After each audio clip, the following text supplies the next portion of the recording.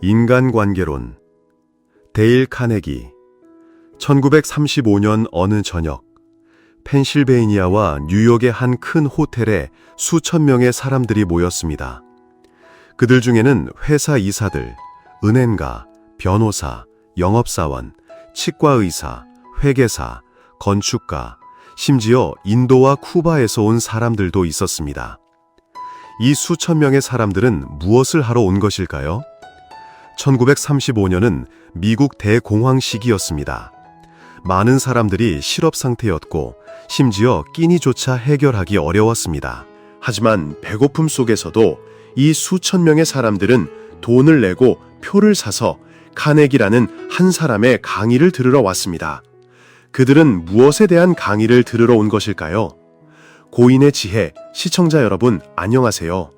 매일 가치 있는 책을 듣는 것은 여러분이 현명한 삶을 살고 사고를 새로운 차원으로 끌어올리는데 도움이 될 것입니다. 오늘은 데일 카네기 저자의 인간관계론을 분석해 보겠습니다. 이 책은 카네기의 핵심 사상을 전달하여 여러분이 미국에 가지 않고도 그의 교육 과정을 배울 수 있도록 돕습니다. 당시 카네기의 강좌는 항상 사람들로 꽉 찼습니다. 왜 그는 그렇게 유명했을까요? 당시 시카고 대학교는 2년간 연구하여 한 현상을 발견했습니다. 대부분의 사람들이 사회생활을 하면서 학교에서 배운 지식만으로는 세상적인 성공을 이루기에 부족하다는 것을 깨달았다는 것입니다. 그래서 성인교육 운동이 미국 전역으로 확산되었고 오늘날까지 계속되고 있습니다. 미국 사회의 성공 추구와 성인교육에 대한 그들의 관심은 데일 카네기의 공헌 덕분이라고 할 수 있습니다. 바로 그로부터 이 운동이 시작되었습니다. 록펠러, 석유왕, 힐튼, 호텔 거물, 크라이슬러 자동차 그룹 설립자와 같은 미국의 많은 정치 및 경제계 유명 인사들, 그리고 린든 존슨, 존 F 케네디와 같은 여러 미국 대통령들이 모두 카네기의 학생이었습니다. 유명한 억만장자 워렌 버핏은 1952년에 카네기 강좌 수료증을 받았으며 그것이 자신의 인생에서 가장 중요한 학위라고 단언했습니다. 그는 항상 이 수료증을 사무실에서 가장 잘 보이는 곳에 걸어두었습니다. 다음으로 우리는 카네기의 인간관계론의 핵심 내용을 깊이 분석해 보겠습니다. 인간은 자기 자신을 반성하기가 매우 어렵습니다. 카네기는 동양 전통 문화를 잘 이해했습니다. 그의 강의와 책에서 그는 종종 다음과 같은 말을 인용했습니다. 세상의 묘미는 지식이며 사람의 마음을 이해하는 것이 곧 문학이다. 각 직업에는 고유한 운영 규칙이 있고 인간관계 또한 따라야 할 고유한 규칙이 있습니다. 카네기는 이렇게 말했습니다. 인간의 약점은 바로 그들의 유전자에 있습니다. 우리는 그것에 저항하기보다는 그것을 인식하고 받아들이며 활용해야 합니다. 1931년 5월 7일, 미국을 뒤흔든 대규모 수색작전이 벌어졌습니다. 언론에서 쌍권총이라 불린 범죄자 크로울리는 경찰과의 격렬한 총격전 끝에 마침내 체포되었습니다. 크로울리가 잡힌 후 멀루니 경찰서장은 크로울리가 뉴욕 역사상 가장 위험한 범죄자 중 한 명이라고 선언했습니다. 그럼 크로울리 자신은 자신을 어떻게 평가했을까요? 친구에게 보낸 편지에서는 이렇게 썼습니다. 내 겉모습 속에는 피곤한 마음이 있다. 피곤하지만 양심적이고 아무에게도 해를 끼치지 않는다. 크로울리는 사형을 선고받았고 형장으로 끌려가는 순간에도 그는 스스로를 변호했습니다. 이것은 자기 방어의 결과입니다. 카네기는 이 사건에 대해 크로울리와 같은 범죄자들을 가두었던 교도소장 루이스 로즈와 논의한 적이 있습니다. 교도소장은 감옥에 있는 범죄자들 중 자신이 나쁜 사람이라고 인정하는 사람은 거의 없다고 말했습니다. 그들 역시 우리와 마찬가지로 공통된 인간성을 가지고 있기 때문에 자신의 행동을 정당화할 이유를 스스로 찾습니다. 금고를 열든 총에 방아쇠를 당기든 그들은 자신의 행동을 설명할 적절한 이유를 찾으려고 노력하며 그 이유가 합리적이든 아니든 그들은 자신이 옳고 구금될 만한 자격이 없다고 믿습니다. 생각해 보세요. 심지어 법을 어긴 저 범죄자들조차 자신들이 아무것도 잘못하지 않았다고 믿는데 우리 주변 사람들은 어떨까요? 99%의 경우 아무리 심각한 실수를 저질렀더라도 사람들은 자신을 탓하지 않습니다. 그렇기 때문에 인간은 스스로를 반성하기가 매우 어렵습니다. 우리는 다른 사람을 쉽게 비난해서는 안 됩니다. 왜냐하면 사회생활에서 비난은 대개 무익하며 반발심을 불러일으키고 사람들이 재빨리 변명거리를 찾게 만들기 때문입니다. 비난은 또한 매우 위험합니다. 그것은 자존심에 상처를 주고 심지어 증오를 유발할 수 있기 때문입니다. 다른 사람을 설득하는 비결은 그들이 원하는 것을 찾아내는 것입니다.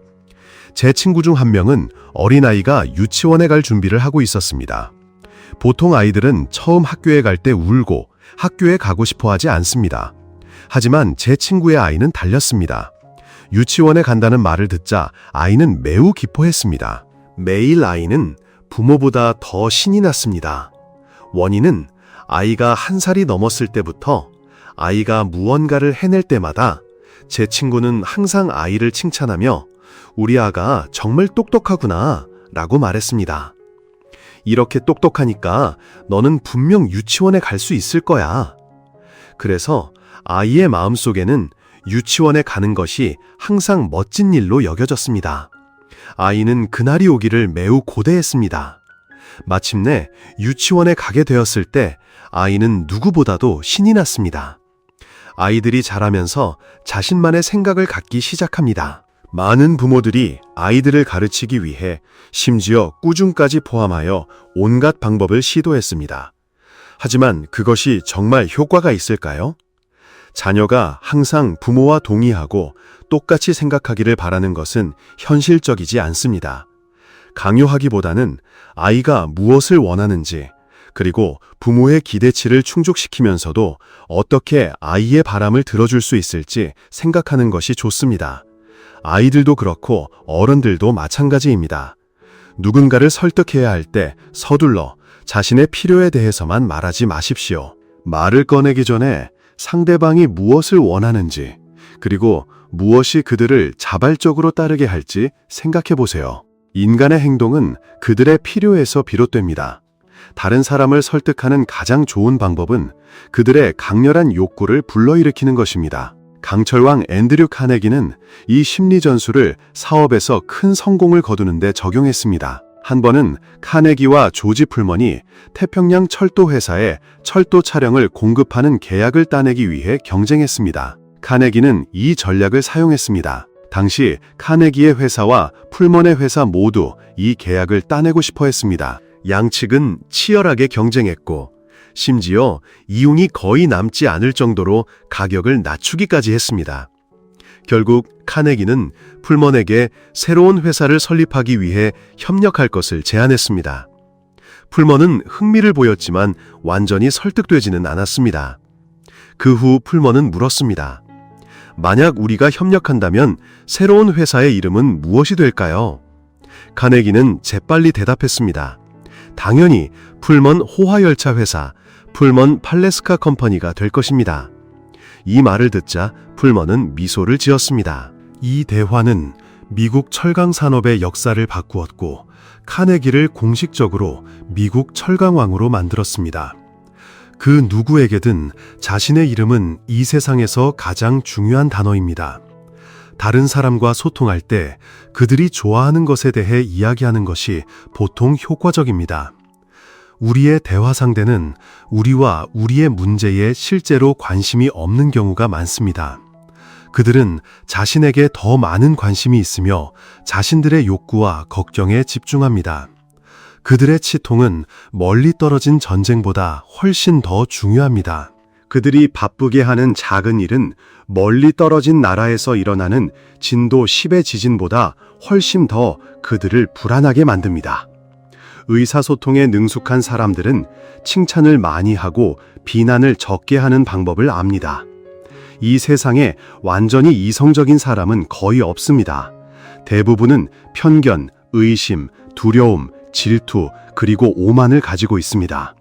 누구도 자신의 관점을 바꾸고 싶어 하지 않습니다.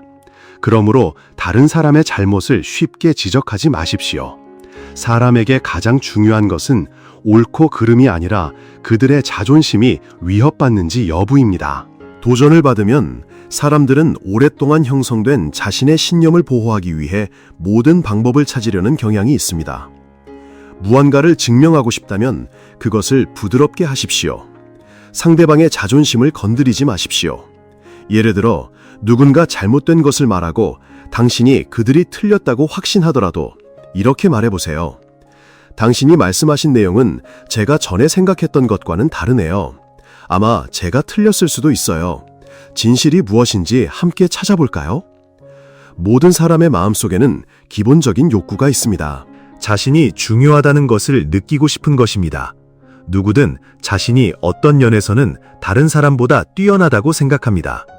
사람들의 마음속으로 들어가는 방법은 그들이 실제로 중요하다는 것을, 어떤 면에서는 정말 뛰어나다는 것을 알게 하는 것입니다.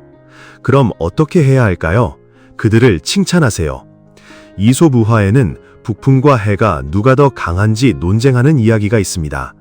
둘은 누가 코트 입은 난자의 코트를 벗기는지 내기를 하기로 결정했습니다. 바람이 점점 더 강하게 불었지만 길을 가던 남자는 코트를 더욱 꽉 여몄습니다. 그 후 해가 나타나 길을 가던 남자에게 빛을 비추자 그는 더위를 느끼기 시작했습니다. 결국 남자는 스스로 코트를 벗었습니다. 여기서 얻는 교훈은 인간이 따뜻함을 느낄 때 마음을 열게 된다는 것입니다. 카네기의 학생 중 한 명인 제이콥 부인은 이 방법을 능숙하게 적용했습니다. 그녀가 관리하는 건설 노동자들은 일을 매우 잘했지만 매일 작업이 끝난 후에는 항상 건설 폐기물을 여기저기 흩트려 놓았고 절대로 치우지 않았습니다. 어느 날 모든 노동자들이 퇴근한 후 제이콥 부인은 직접 작업장을 청소하고 모든 나무 조각들을 깔끔하게 정리했습니다. 다음 날 아침 제이콥 부인은 감독을 불러서 말했습니다. 어젯밤에 당신들이 작업장을 이렇게 깨끗하게 정리했을 줄은 몰랐어요. 정말 감동했어요. 이것 때문에 작업장이 정말 보기 좋네요. 이웃들도 제가 당신들처럼 좋은 노동자 팀을 가졌으니 정말 운이 좋다고 말했어요. 그 결과 그날부터 노동자들은 작업 후에 항상 작업장을 깨끗하게 정리하고 모든 잉여자재를 한쪽에 깔끔하게 쌓아두었습니다. 교육 전문가였던 타오싱즈 선생님은 육제학교 교장이었습니다. 어느 날 그는 한 남학생이 친구를 때리는 것을 보았습니다. 그는 즉시 그 행동을 막고 소년에게 반과 후 사무실로 찾아오라고 했습니다. 반과 후 타오 선생님이 사무실로 돌아오자 소년은 이미 기다리고 있었습니다. 그는 사탕 하나를 꺼내며 말했습니다. 이것은 네가 나보다 먼저 여기에 왔기 때문에 주는 상이다. 타오 선생님은 계속해서 말하며 사탕 하나를 더 꺼냈습니다. 이 사탕도 상인데 내가 친구를 때리는 것을 멈추라고 했을 때 네가 즉시 멈췄기 때문이란다. 이것은 네가 나를 매우 존중한다는 것을 보여주는 거야. 소년은 놀라며 사탕을 받았습니다.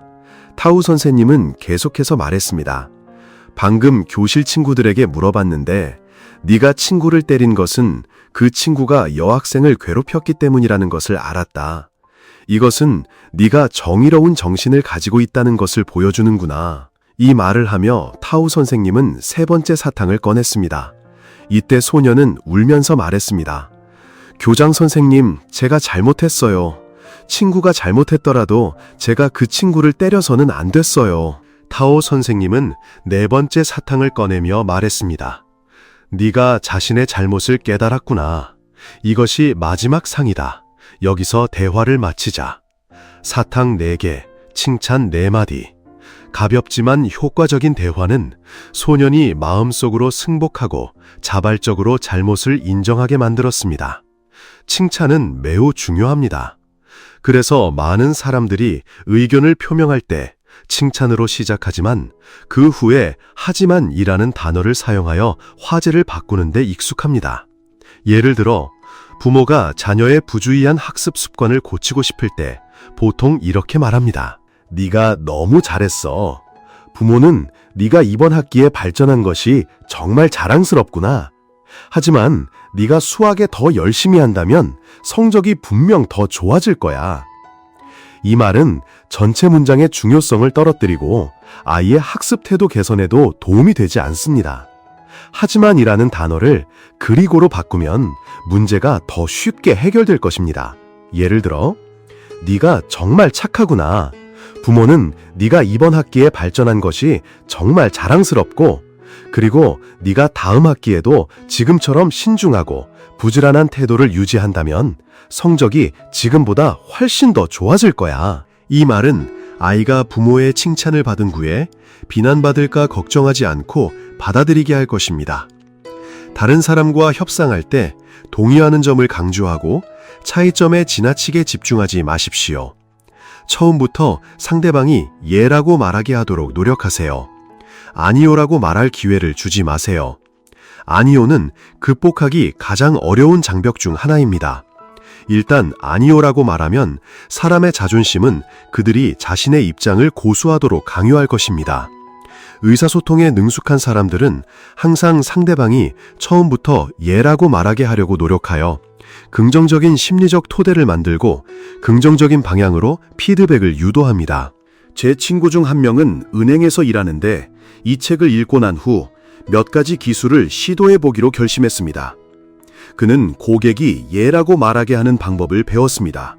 어느 날 한 노인 고객이 은행에 거래하러 왔는데 그 노인은 휴대폰이 없었고 가족의 연락처도 제공하고 싶어 하지 않았습니다. 노인을 어떻게 설득해야 할까요? 은행 직원이 노인에게 말했습니다.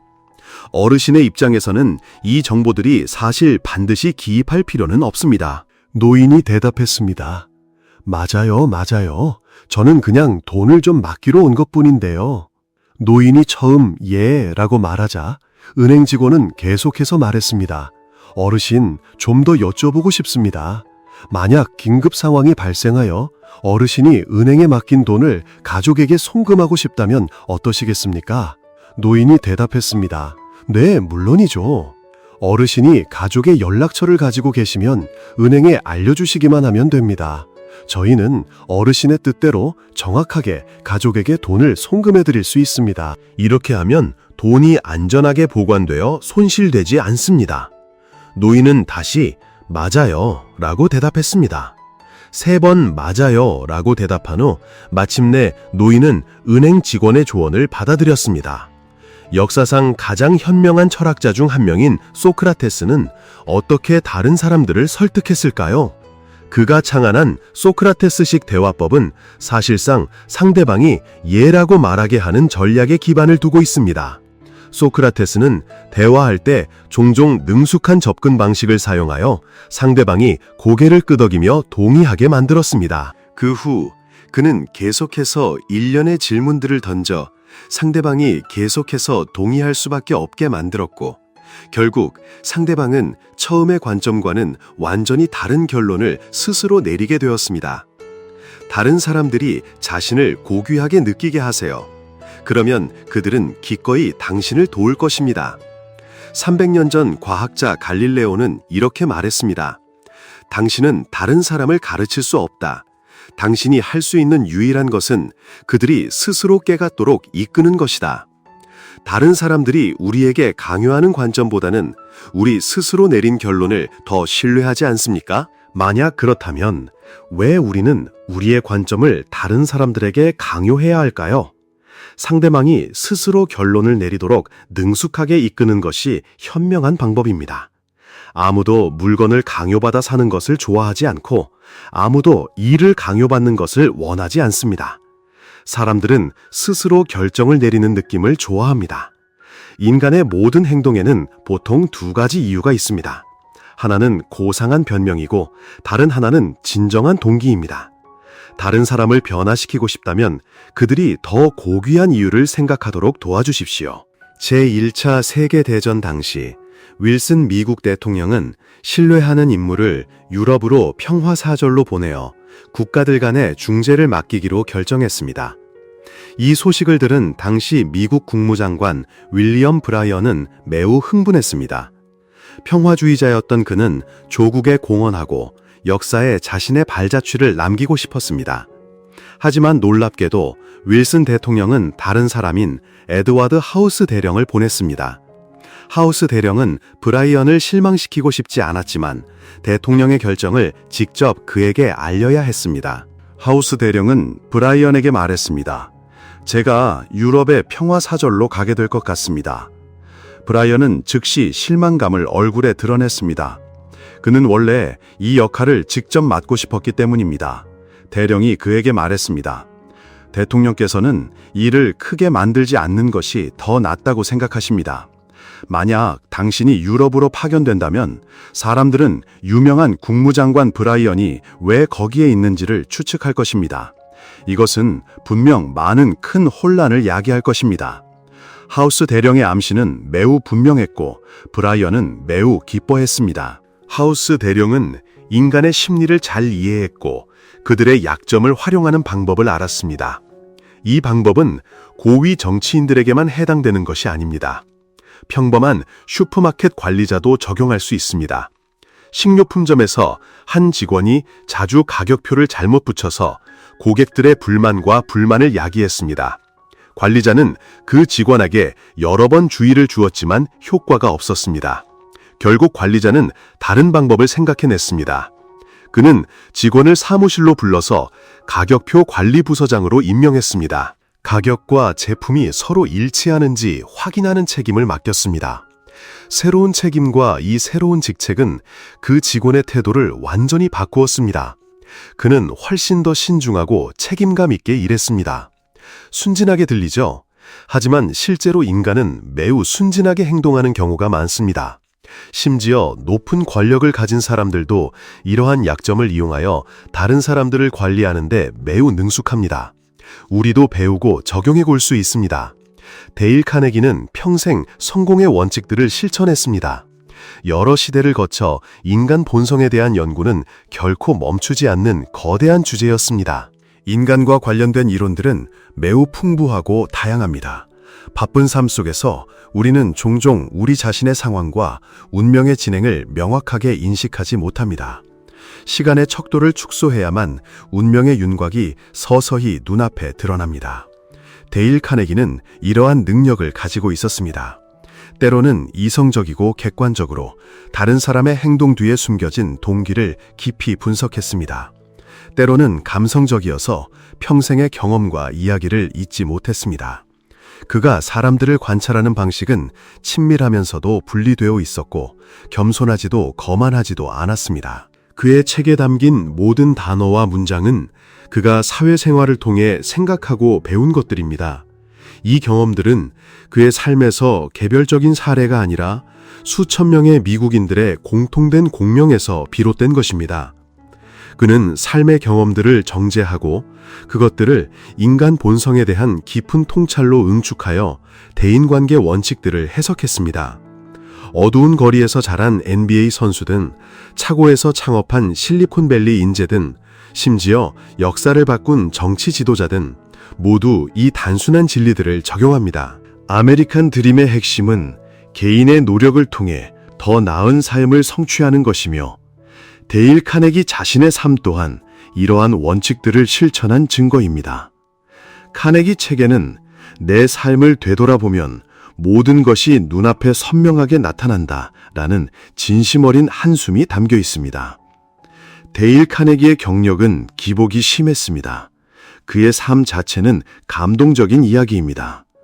카네기는 미주리의 작은 농장에서 자랐습니다. 12살이 되어서야 그는 처음으로 기차를 보았습니다. 하지만 46세가 되자 그는 아시아의 홍콩부터 유럽 최북단의 하머페스트까지 전 세계를 여행했습니다. 그의 발자취는 곳곳에 새겨져 있습니다. 한때 미주리에서 딸기를 따서 용돈을 벌던 소녀는 시간당 5센트밖에 벌지 못했습니다. 나중에는 세계에서 가장 비싼 강사 중 한 명이 되었습니다. 옛날 목장에서 소를 돌보던 그는 이제 전 세계를 비행하며 왕족, 대통령, 그리고 각지의 기업 리더들과 교류했습니다. 그들 모두 권력 있는 사람들부터 유명 인사들까지 그의 학생이자 친구가 되었습니다. 젊은 시절 카네기는 학업에 많은 어려움을 겪었습니다. 재난이 계속해서 그의 가족의 작은 농장에 닥쳤습니다. 매년 홍수가 발생했고 그들이 키우던 돼지들은 계속해서 전염병으로 죽었습니다. 은행은 주택담보대출 때문에 재산을 압류하겠다고 위협했습니다. 절망적인 상황 끝에 카네기의 부모님은 모든 재산을 팔고 온 가족이 미주리주 워렌스버그로 이사하기로 결정했습니다. 그때 카네기는 마을에서 학교를 다녔습니다. 기숙사 비용은 하루에 $1에 불과했지만 그의 가족은 그 비용을 감당할 여유조차 없었습니다. 그는 매일 학교에 가고 오기 위해 최소 5km를 걸어야 했습니다. 학교 학생 600명 중 마을에 머무를 돈이 없는 학생은 단 6명뿐이었고 카네기도 그중 한 명이었습니다. 그는 자신의 가난을 극도로 부끄러워했습니다. 열등감을 느낄수록 그는 학교에서 자신을 증명할 방법을 더욱 갈망했습니다. 그는 재빨리 깨달았습니다. 학교에서 두각을 나타내는 그룹은 축구, 농구 선수들, 그리고 웅변과 토론 대회에서 우승한 사람들이라는 것을요. 운동에 재능이 없다는 것을 알고 카네기는 웅변 대회에서 우승하기로 결심했습니다. 그는 몇 달 동안 준비했습니다. 매일 시간을 내어 연습했습니다. 그렇게 철저히 준비했음에도 불구하고 카네기는 계속해서 실패했습니다. 그는 극도로 낙담했고 심지어 자살까지 생각했습니다. 그러나 그는 계속해서 인내했습니다. 그러던 어느 날 그는 우승했습니다. 한 대회뿐만 아니라 그 이후의 모든 대회에서 말입니다. 대학 졸업 후 카네기는 통신 강좌의 판매원이 되었습니다. 그러나 그는 열심히 홍보했음에도 불구하고 판매 실적이 요구사항을 충족하지 못했습니다. 결국 그는 오마하로 가기로 결심하여 새로운 일자리를 찾았습니다. 오마하 남부에 도착한 후 그는 한 회사에서 베이컨, 비누, 그리고 돼지기름을 파는 판매원 일을 구했습니다. 카네기는 말을 타는 책을 읽는 것부터 인디언들을 방문하여 그들과 카드게임을 하는 것까지 상품 대금을 회수할 방법을 찾기 위해 열심히 배웠습니다. 만약 잡화점 주인이 고기를 주문했지만 돈을 지불할 수 없으면 그는 외상을 주었습니다. 그리고 선반에서 신발 한 다스를 가져올 방법을 생각해냈습니다. 그는 그 신발들을 철도 노동자들에게 팔았습니다. 그 후 회사에 빌린 돈을 갚았습니다. 짧은 2년 만에 그는 이 비효율적인 판매 구역을 되살려 거의 최하위였던 곳을 매출 1위로 만들었습니다. 회사는 그에게 급여 인상과 승진을 제안했지만 카네기는 거절하고 뉴욕으로 가서 강사로 살기로 결심했습니다. 무엇을 가르칠까요?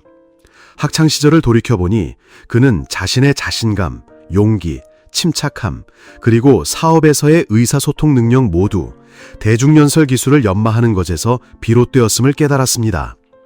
대학의 다른 모든 과목을 합쳐도 이 훈련 과정만큼 효과적이지 않았습니다. 따라서 그는 뉴욕 기독교 청년회에 사업가를 위한 연설 강좌를 개설할 기회를 요청했습니다. 그들은 동의했지만 급여를 지불하지 않았습니다. 이전에 비슷한 강좌들이 성공하지 못했기 때문입니다. 카네기는 이 공유 형표로 가르치는 것에 동의했습니다. 단 3년 만에 그들이 그에게 지불한 수수료는 매일 밤 $30에 달했습니다. 이 강좌는 빠르게 발전했습니다. 회원들 사이에 입소문을 통해요. 그 후 다른 도시들로 확산되었습니다. 카네기는 런던과 파리에 이르기까지 곳곳을 다니며 강연을 시작했습니다. 많은 사업가들이 그를 찾아왔는데 그들은 기존의 학습 자료가 너무 학문적이고 비현실적이라고 생각했기 때문입니다. 처음에는 카네기는 대중연설만 가르치고 싶었습니다. 그러나 그의 학생들은 모두 거의 30년 동안 교실에 앉아본 적이 없는 사업가들이었습니다.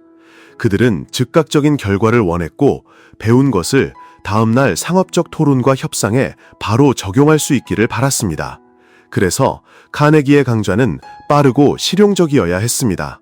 그는 연설 기술, 판매 방법, 인간관계, 그리고 응용 심리학을 결합한 독특한 교육 시스템을 개발하여 탁월한 효과를 창출했습니다. 1929년 미국 경제는 금융 거품으로 인해 붕괴되었고 대공황으로 이뤄졌습니다.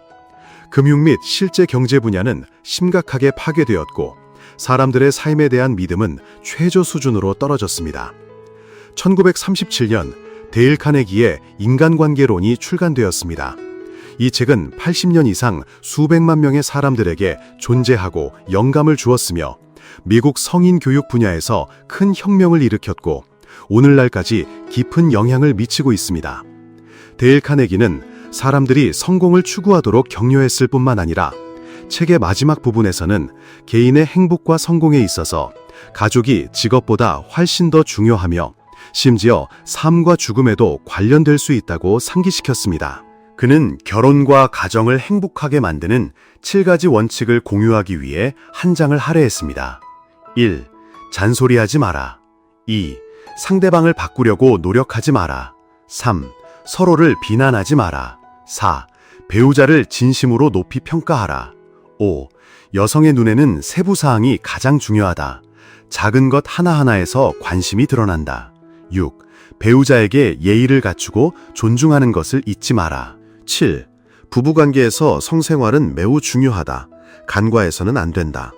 1955년 데일 카네기는 사망했습니다. 죽기 전 한 대화에서 그는 이렇게 말했습니다. 저도 제가 수백만 명의 사람들의 삶을 바꿀 줄은 예상하지 못했습니다. 오늘 내용을 시청해 주셔서 감사합니다. 이번 인간관계론 요약 및 해설은 여기까지입니다.